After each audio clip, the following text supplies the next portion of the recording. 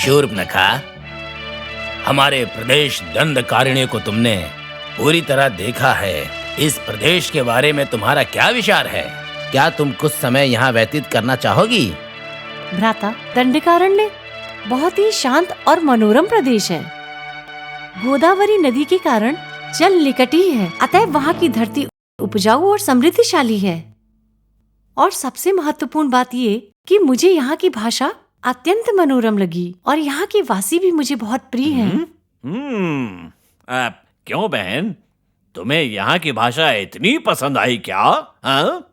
हाँ भ्राता, पहले मैं भी सोचती थी कि भैया रावण इस भाषा का इतना प्रयोग किस उद्देश्य से कर रहे हैं।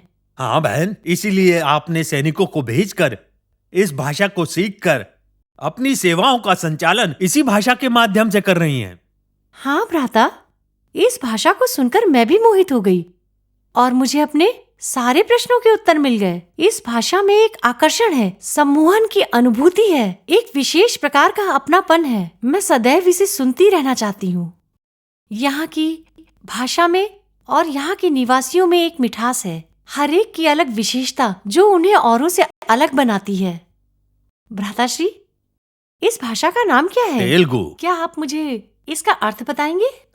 तुम्हारे कहने का हम ये अर्थ लगा रहे हैं कि साफ सुथरी और स्पष्ट भाषा। और कवि इसे सुंदर तेलुगु कहते हैं। हाँ भ्राता, तेलुगु इससे पहले कहाँ प्रयोग होती थी? इसे कौन लोग बोलते थे? इसका विस्तार कैसे हुआ? कैसे ये जन जन की भाषा बनी? कहाँ से इसका उद्भव हुआ?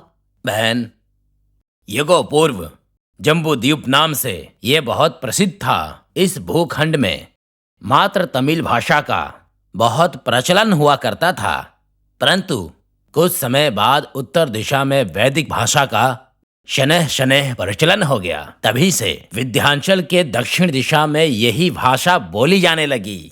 बात ये है कि विंध्या पर्वत के इस तरफ के लोग खड़ी तमिल भाषा का प्रयोग करते थे और इसमें वो पूरी तरह पारंगत थे। लेकिन एक समय ऐसा भी आया जब वहां पर एक मुनि देव आए और उन मुनि देव ने उस भाषा में संस्कृत भाषा को मिलाकर एक अन्य भाषा बनाने का प्रयास किया। इस प्रकार तमिल भाषा और संस्कृत का जो मेल बन करके तैयार हुआ, उसे एक नाम दिया गया। हाँ, आज उसी भाषा को हम तेलुगु भाषा के नाम से जानते हैं। इस भाषा का उपयोग करने वाले इसे तेलंगाना प्रदेश के नाम से जानते हैं। समय के साथ ये भाषा दूर दूर तक वानरों के राज्य किष्किंधा तक में भी फैल गई। कुछ ही समय के पश्चात ये ऋषियों मुनियों के साथ साथ दक्षिण में भी फैल जाएगी। फिर वो दिन भी दूर नहीं, ये लंका तक भी पहुंच जाएगी। इसे रोकने के उद्देश्य से हमारे लंकेश्वर पूरे दक्षिण पर अधिकार प्राप्त करना चाहते थे, लेकिन मुनि अगस्त को दिए गए वचन के अनुसार प्रदेश पर अधिपत्य जमाने के लिए उन्होंने अपने पांव धीरे धीरे दक्षिण की तरफ बढ़ाने शुरू किए। इस पे अधिपत्य जमाकर हमें सौंप दिया। भैया, हमारे भ्राता रावण ने जब दंडकारण्य पर अधिकार कर ही लिया था तो उन्होंने किष्किंधा को क्यों त्याग दिया? अगर वो ऐसा नहीं करते तो संपूर्ण दक्षिण प्रदेश हमारे अधीन होता। सही कहा ना? सत्य वचन बहन।